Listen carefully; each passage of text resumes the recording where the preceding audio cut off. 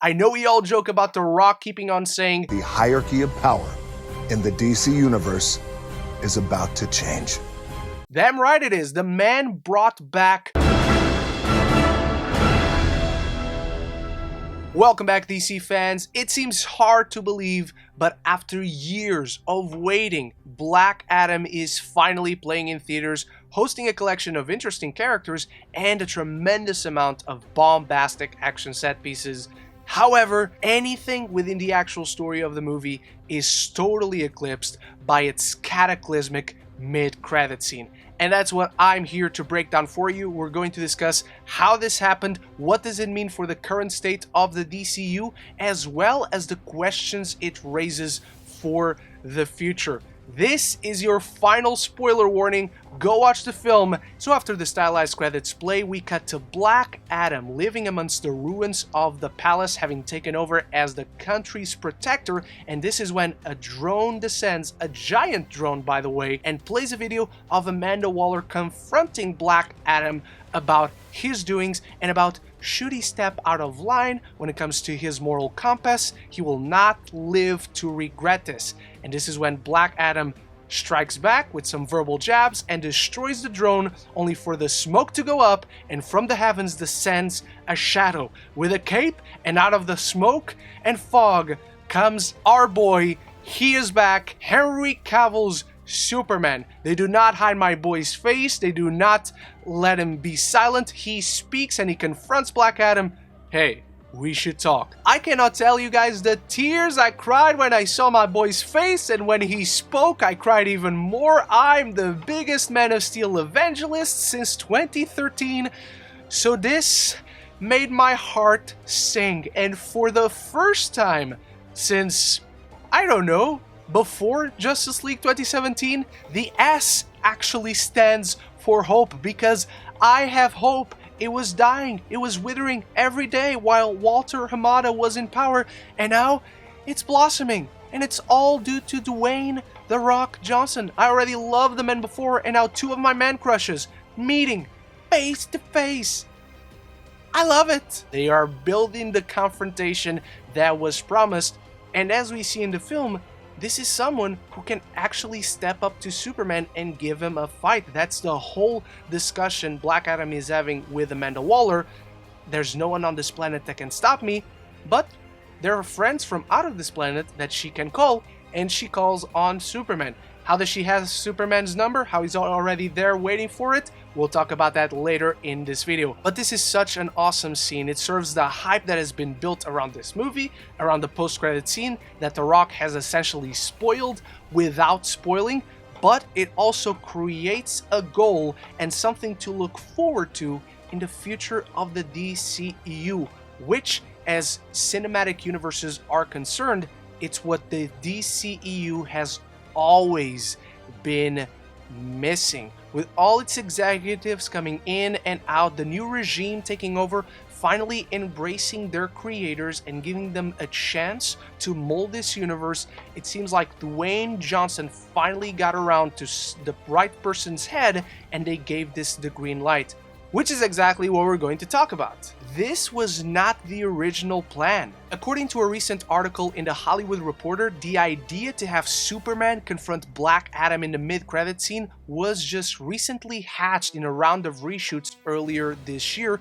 but it was nixed by Walter Hamada, one of the producers of Black Adam, whose tenure at Warner Brothers just came to an end, and Hamada himself has been very famous or infamous in the past 4 years for having his own Superman plans. He had no interest in bringing Henry Cavill back. He wanted to do another Superman. He wanted to introduce a black Superman telling a multi-generational story from screenwriter Ta-Nehisi Coates, which didn't leave a lot of us fans happy, but it didn't leave Dwayne Johnson happy either, so we went around Walter Hamada, turning to producers Michael DeLuca and Pam Abdi, who gave it the thumbs up. So The Rock, Dwayne Johnson, is very much at the center of Henry Cavill's return to DC as Superman, in great part because Dwayne Johnson's ex-wife, manager, and co-producing partner at 7 Bucks Studio just so happens to represent Henry Cavill himself.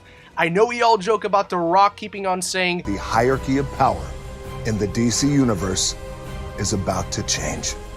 damn right it is. The man brought back Superman. He showed his face, he gave him a voice, and now we've established that these two are going to face off against one another, which after Black Adam makes for one exciting matchup. What's also important to remember to leave us excited for the fact that Henry Cavill is back is that not only has Dwayne Johnson kept good on his promise of delivering this confrontation to build up to an eventual fight between Superman and Black Adam, that at some point we're going to get that movie. Recent reports have come out that Warner Brothers is currently working on a Man of Steel 2 with Henry Cavill coming back to reprise his role as Superman. The recent article on The Hollywood Reporter dives into details on this Man of Steel 2 news. Charles Roven will be producing, and there is currently a search for writers. Of course, there's also a wish list, and in that wish list is the name Christopher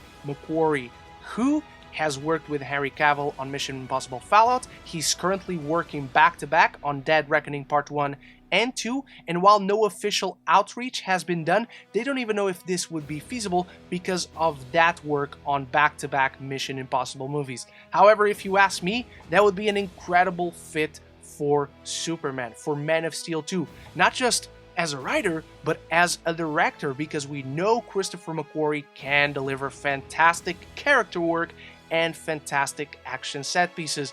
The man has, however, said before he does not intend of joining any superhero property. So here's hoping he changes his mind, because he's working with my boy, Henry Cavill. And this creates a ton more interesting questions, because the timeline and the setting of Black Adam are not all too clear. Throughout the film, a ton of questions are raised that then don't get answers in this mid-credit scene, because we're not really clear on where the setting for this film is, or even if it is the same DCEU. This could be a parallel universe, this could be an alternate timeline. We haven't really seen anything defined that has happened after 2017's Justice League, because even James Gunn's The Suicide Squad is not really clear when it is happening in the timeline. When it comes to Amanda Waller herself, she was just supposedly arrested at the end of Peacemaker, where her daughter came out and told the world the truth. However, I'm sure Amanda Waller could have made a deal with the government or with the court system. The system is broken after all. She is very much working at a Task Force X base, but she could be working under the shadows outside the law. But we also see Emilia Harcourt, played by Jennifer Holland, still working for Task Force X, and that's not at all what we saw at the end of season 1 of Peacemaker, where they let go of their relationships with Amanda Waller, with Task Force X, and become their own independent team operating outside of the law. At least that was my understanding, where if I remember correctly, Emilia Harcourt even takes over as the team leader. These are all questions that the film itself raises, combined with the post-credit scene not answering them, but that's not a bad thing. That leaves us with intrigue for the future of the DCU. We've set something up. We've established connection between all these new elements introduced in Black Adam, with the Justice Society, Hawkman, Dr. Fate, Atom Smasher, Cyclone, and they all know Amanda Waller. They all are brought together because of her. So is she now a good guy? Amanda Waller is really always ambiguous, but that's how you build a universe. You bring a lot of interesting connective tissue, but don't make the story itself dependent on what we already know from this universe. So this film, Black Adam, is such a refreshing take on what we've seen from the DCU if it plans on building a universe around its characters, and this is the film that has done it by far the best ever since it started with Man of Steel in 2013. Now, before we go into final details and how excited we should be for the DCEU's future, I need you to start the conversation in the comments below about this post-credit scene, the film in general, Superman being back, Black Adam, the confrontation, anything and everything down there. And if you're enjoying this mid-credit scene breakdown, if you want to see more of my thoughts on Black Adam, there's a spoiler-free review right up here, and there will be more Black Adam videos through this weekend. Or if you just love movies and TV, this is the place to be, so consider clicking that subscribe button and you won't miss any future conversations on your favorite movies and TV. It finally feels like the DCEU as a cinematic universe is not just a concept anymore. It's something concrete with ideas put in place and steps being taken to build it up to deliver something satisfying for fans of these characters. It is what they deserve. It is what these actors deserve for putting so much work into it, and you can feel the passion in the entire film and in that really quick post-credit scene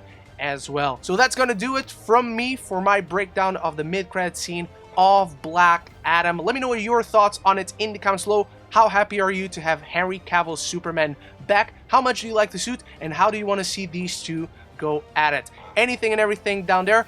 Thank you so much for watching. You are the best. Stay tuned for more Black Adam videos. Big thanks to my channel members for always supporting the channel. And until the next one, love each other and love the movies.